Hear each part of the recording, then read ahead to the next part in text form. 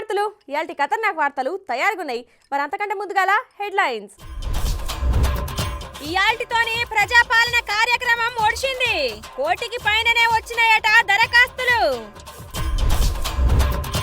బగ్గనే గడుతున్నారు traffic pending చలాన్లు. ప్రభుత్వానికి మంచిగానే వచ్చిందట ఆమ్దాని. ఎస్మా ప్రయోగించిన జగన్ సర్కారు తగ్గేదలే అంటున్న అంగన్వాడీలు. నిన్న చెప్పినాం కదా, తెలంగాణ గవర్నమెంట్ పోయిన నెల 28న సురువు చేసిన ప్రజాపాలన గ్యారంటీల దరఖాస్తు జాతర ఆఖరికొచ్చింది. ఒకటే రోజున్నది, జల్దిన పోయి అప్లై చేసుకోర్రని. గది ఇప్పటికైతే ఒడిసిందుల్లా.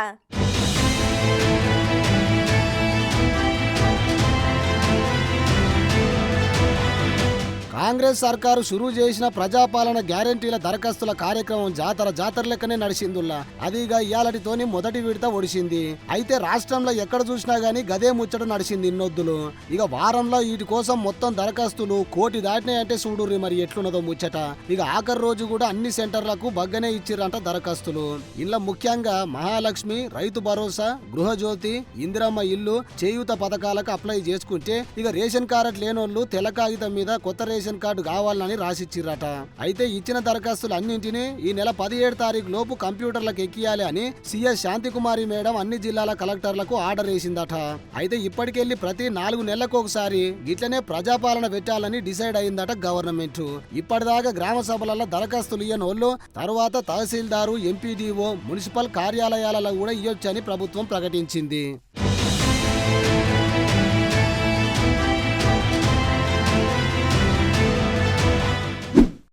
ఆంధ్రాల ఎన్నికలకు ఇంకా శాన్య రోజులున్నాయి కానీ ఆంధ్రాలో ఉన్న ప్రధాన పార్టీల నాయకులకు మాత్రం రోజులు దగ్గర పడ్డాయుల్లా. కొంతమందిని పార్టీలు వద్దనుకుంటే ఇంకొంతమంది పార్టీనే వద్దనుకొని పక్క పార్టీలకు సూటి పెడుతురు పోర్రి. ఇప్పుడు అసలు ముచ్చట ఏంది అంటే,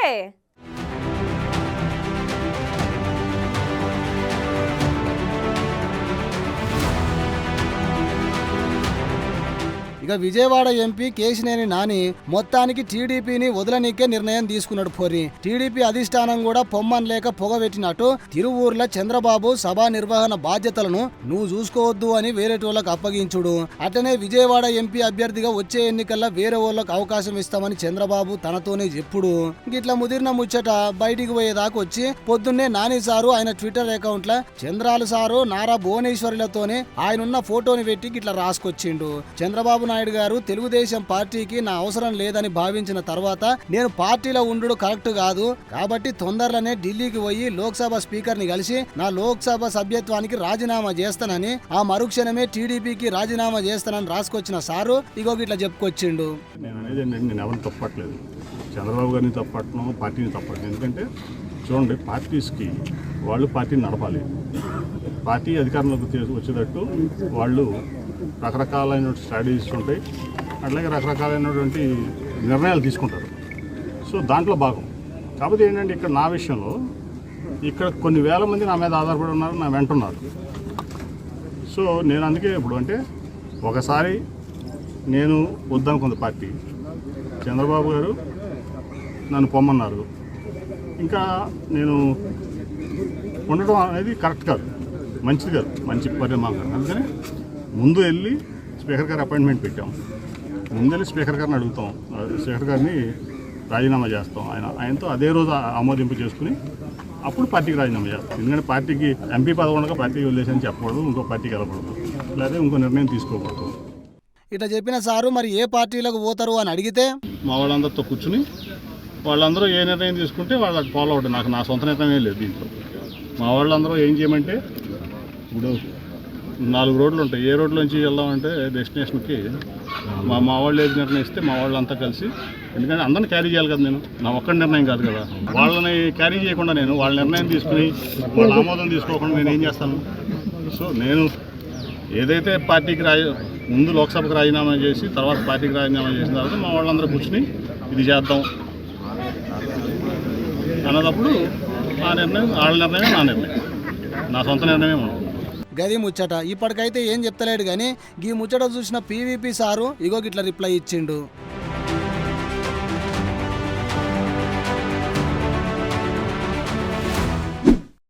పట్టుమని 10 రోజులు సుతగాలేదు పార్టీ కండువా కప్పుకొని ఇంకా ఆటే సురువు చేయలేదు.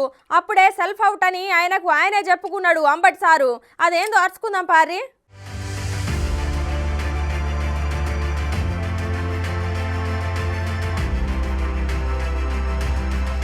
అన్ని ఉన్న అల్లున్నోట్ల శని అన్నట్టు ఎప్పుడు ఏదో ఒకటి అంబట్రాయుడు సార్నైతే ఎమ్మటి పడుతూనే ఉంటదుల్లా.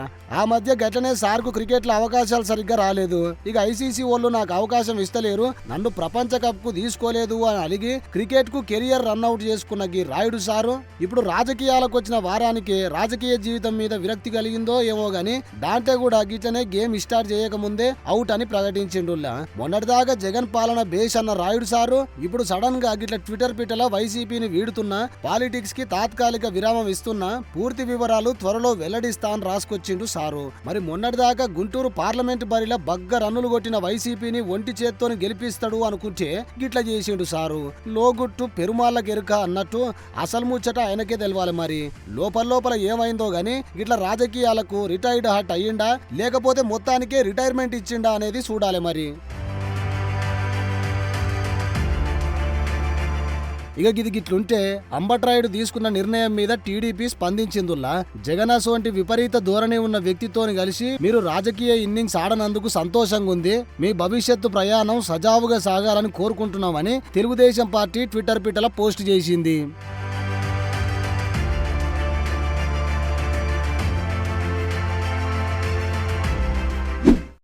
ఆంధ్ర అధికార పార్టీల నాయకుల మాటలు కోటలు దాటుతాయి. ఈసారి 175కు 175 అని. కానీ వైసీపీ వాళ్ళు ఏ కార్యక్రమం పెట్టినా కానీ జనాలు చీగొడుతుర్రు అన్ని దిక్కులల్లా. నమ్ముతలేరా ఎట్లా? అట్లయితే ఈ మాజీ మంత్రి సార్కు అడ్డు తిరిగి ఆపితే ఏం చేసిండో చూడుర్రి.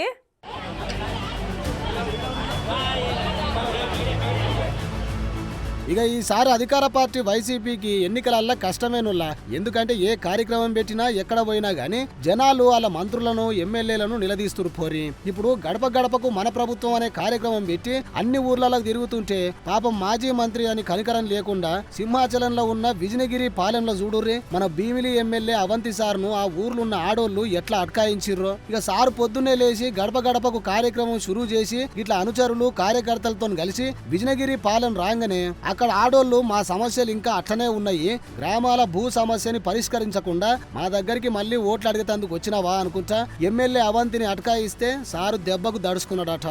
అక్కడ అమలాకలు అడిగిన ప్రశ్నలకు సమాధానం చెప్పకుండానే ఎమ్మెల్యే ఆయన అనుచరులు ఏం చేయాలనో తొయ్యక అక్కడికి వెళ్ళిపోయిండట సారు. ఇప్పుడంటే జవాబు చెప్పకుండా పోతున్నావు సారు, మరి రేపు వాళ్ళు ఓట్లేస్తేనే సారు నువ్వు గెలిచేది, అప్పుడెట్లా సారు మరి చూసుకో.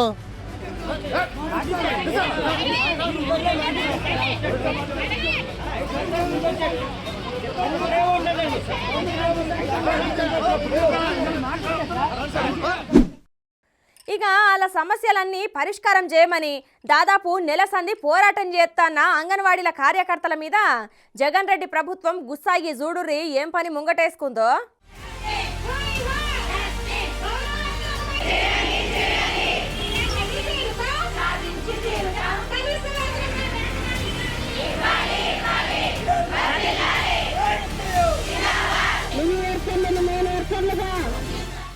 ఆంధ్రాల అంగన్వాడీల సమ్మె 26వ రోజుకు చేరుకుందుల్లా. ఇక వీళ్ళు ఇంత చేసినా కూడా జగనాల సార్కు అసలు సీమ గరిచినట్టు కూడా అయితలేదు.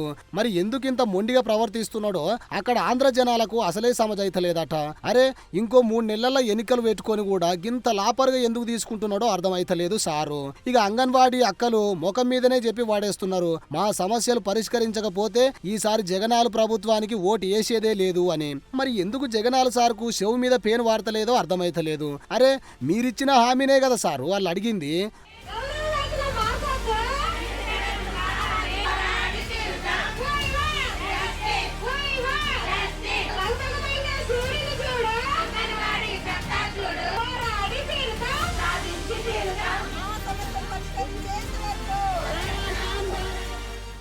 ఇక ఇది గిట్లుంటే సమస్యల పరిష్కారం కోసం 26 దినాలకెళ్లి సమ్మె చేస్తున్న అంగన్వాడీల మీద జగన్ సర్కారు ఉక్కుపాదం మోపిందుల్లా. అంగన్వాడీల సమ్మె మీద సర్కారు యస్మా అస్త్రాన్ని ప్రయోగించింది. వాళ్ళ సమ్మెను నిషేధించుకుంటా ఇలా ప్రభుత్వం ఉత్తర్వులు జారీ చేసింది. వాళ్లను అత్యవసర సర్వీస్ కిందికి తీసుకొచ్చుకుంటా జీవో జారీ చేసిందుల్లా. 6 నెలల పాటు సమ్మె నిషేధం విధించుకుంటా నిర్ణయం తీసుకుందట. అంగన్వాడీల సేవలు అత్యవసర సర్వీసుల కిందికి రానప్పటికి కూడా వాళ్ళు అత్యవసర సర్వీసుల కిందికి ప్రభుత్వం తీసుకొచ్చిందట. ఇక జీవో నెంబర్ 2ను ఏపీ ప్రభుత్వం విడుదల చేసిందట. 2013 జాతీయ ఆహార భద్రత చట్టంలో సెక్షన్ 39 కింద అంగన్వాడీలు అత్యవసర సర్వీసుల కిందికి వస్తారని సర్కారు చెప్పిందుల్లా. ఇక ప్రభుత్వ ఆదేశాలని ఉల్లంఘించి సమ్మెను కొనసాగిస్తే అంగన్వాడీలను డిస్మిస్ చేసే అధికారం ప్రభుత్వానికి ఉందట. సమ్మెలో ఉన్నోళ్ల మీద ప్రాసిక్యూషన్ కు అవకాశం ఉందట. సమ్మె చేసిన వాళ్లకు 6 నెలల జైలు శిక్ష, వాళ్లకు సహకరించిన వాళ్లకు 1 ఏడాది జైలు శిక్ష విధించే అవకాశం ఉందట. ఇక కొన్ని దినాలకెళ్లి అంగన్వాడీలతోని ప్రభుత్వం పలు దఫాలుగా చర్చలు కూడా జరిపింది. కొన్ని డిమాండ్లకు కూడా ప్రభుత్వం గ్రీన్ సిగ్నల్ ఇచ్చింది. అయితే అన్ని డిమాండ్లు పరిష్కారం అయ్యేదాకా సమ్మె ఆపేదే లేదని అంగన్వాడీలు గట్టిగానే కూర్చున్నారు. ఇగో ఇప్పుడు ఈ అక్క మాట్లాడుతుందంట. ఇనోర్రి, మేము 25 రోజులుగా సమ్మెలో ఉన్న ఎంఆర్ఓ ఆఫీస్ దగ్గర 25 రోజుల నుండి కూడా ప్రభుత్వం బెదిరింపు చర్యలే తప్ప సానుకూలంగా స్పందించలేదు. మరి మేము అడిగింది కూడా గ్రాడ్యుటీ ఇవ్వండి, జీతం పెంచండి అనేది అడిగాము. అవి కూడా అమలు చేయడానికి ప్రభుత్వం అంగీకరించడం లేదు. 5వ తారీఖు మీకు డెడ్ లైన్, విధుల్లోకి రాకపోతే గనక మిమ్మల్ని తీసేస్తాం, వేరే వాళ్ళని పెడతామని అన్నారు. ఏ విధంగా తీసేస్తారనేది అడుగుతున్నాము. ఏదేమైనా కానీ మేము మాత్రం సమ్మె కొనసాగిస్తానే ఉంటాము. మీరు తీసేస్తారా, లేకపోతే ఇంకొకరిని పెడతారా మేమేం భయపడం, అసలు మేము తగ్గం, వెనక్కి రాము. మేము ఏదైనా జీతం సాధించుకొని గ్రాడ్యుటీ సాధించుకొని మేము బడికొస్తాము. మీరు ఈ లోపు ఎవరు పెట్టుకొని వండించుకుంటారో, ఎంత ఇస్తారో, 500 ఇస్తారో, 1000 రూపాయలు ఇస్తారో వండిన వాళ్ళకి అనేది మీ ఇష్టం. ఈ రోజు రోడ్లంతా ఆడుకునే పిల్లల్ని తీసుకెళ్లి వండి పెడుతున్నారు. అసలు స్కూల్కి వచ్చి ప్రీ స్కూల్ జరుగుతుందా ఈ రోజు? వండి పెడతామనంటే రోడ్లో తిరిగి వాళ్ళు తీసుకొచ్చి పెట్టడమా? ఇది అయితే పద్ధతి కూడా కాదు. మరి జగన్మోహన్ రెడ్డి గారు మరి ప్రతిపక్షంలో ఉన్నప్పుడు ఏమైతే హామీలు ఇచ్చారో, వీళ్ళకి ఈ జీతం ఎలా సరిపోతుంది అని అన్నారు. అప్పుడు ప్రతిపక్షంలో ఉన్నప్పుడు ఈ మహిళలు ఎలా బ్రతుకుతారు అని అన్నారు. అదే క్వశ్చన్ మీకేస్తున్నామయ్యా. ఈ రోజు మేము ఎలా బ్రతకాలి? మా జాబులు తీసేస్తానన్నారు. తీసేయండి, ఏ విధంగా తీసేస్తారో. మేమైతే మాత్రం మా సమస్యల్ని మేము సాధించుకొని మేము వస్తామనేసేసి హెచ్చరిస్తున్నాను. ఇన్నరా అక్క మాటలు? వేరేటోళ్ళని పెట్టుకొని పని చేయించుకోరు గాని మేం మాత్రం తగ్గేదే లేదు, సమ్మె కొనసాగిస్తామని అంటుంది. ఓ జగనాలు సారు, ఇంకా 3 నెలలే ఉంది. ఆడోళ్లను తక్కువ అంచనా వేయొద్దు. తెలంగాణలో చూసిరుగా ఏమైందో. అనవసరంగా మీ గోతి మీరే తీసుకోకుర్రి. జనాలను పట్టించుకొని అలా హామీలు తీర్చుర్రి.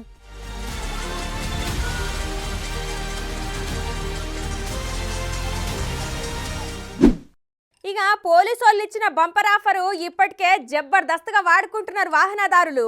ఇప్పటికే కోట్లల్లో ఆమ్దాన్ వచ్చిందట.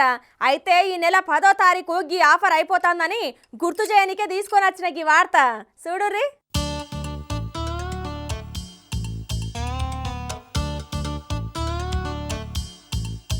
ఇక దుకాన్లలో ఇచ్చే ఆఫర్లకే ఎగబడి మరీ లైన్లు కట్టే మనోళ్ళు తెలంగాణ పోలీసులు పెట్టిన ట్రాఫిక్ చలాన్ల రాయితీ బంపర్ ఆఫర్ కు ఎగబడరా చెప్పుర్రి. ఇక పెండింగ్ చలాన్ల కోసం 11 రోజులల్లా 76.79 లక్షల చలాన్లకు ఇప్పటికి మనోళ్ళు కట్టింది అక్షరాల 66,77,00,000. వాడకం అంటే మనోళ్ళదే పొర్రి. ఇంట్లో హైదరాబాద్ కమిషనరేట్ పరిధిలా 17 కోట్లు, సైబరాబాద్ కమిషనరేట్ పరిధిలా 13,99,00,000, రాచకొండ కమిషనరేట్ పరిధిలా 7,17,00,000 వస్తే మిగిలినవి చుట్టుపక్కల జిల్లాలకించి వచ్చినాయట. అయితే ఈ నెల 10 తారీఖు ఈ ఆఫర్ అయిపోతుంది. ఇంకా కూడా గట్టనోళ్ళుంటే గట్టుర్రి అని ట్రాఫిక్ పోలీసు వాళ్ళు చెప్తున్నారు. అయితే ఈ ముచ్చట గిట్లుంటే ఇక గీడ చూడుర్రి.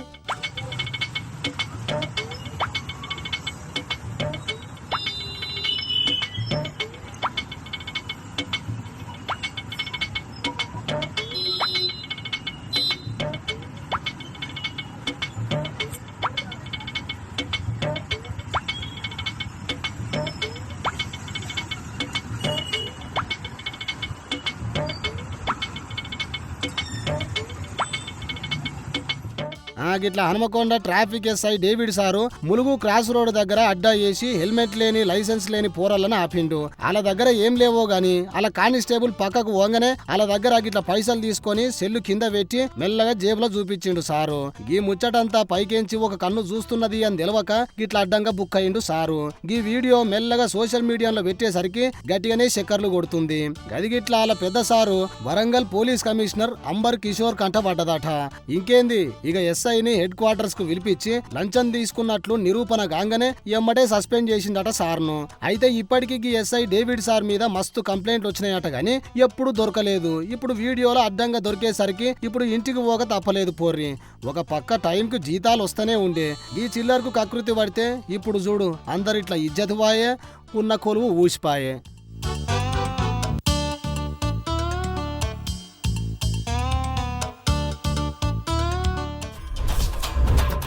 ఇయాల్టితోని ప్రజాపాలన కార్యక్రమం ఒడిచింది. కోటికి పైననే వచ్చినాయట దరఖాస్తులు. బగ్గనే గడుతున్నారు ట్రాఫిక్ పెండింగ్ చలాన్లు. ప్రభుత్వానికి మంచిగానే వచ్చిందట ఆమ్దాని. ఎస్మా ప్రయోగించిన జగన్ సర్కారు తగ్గేదలే అంటున్న అంగన్వాడీలు. ఇయ్యి ఇయాల్టి ఖతర్నాక్ వార్తలు. రేపు మళ్ళీ ఇదే అలా కలుసుకుందాం. అంతవరకు నమస్తే.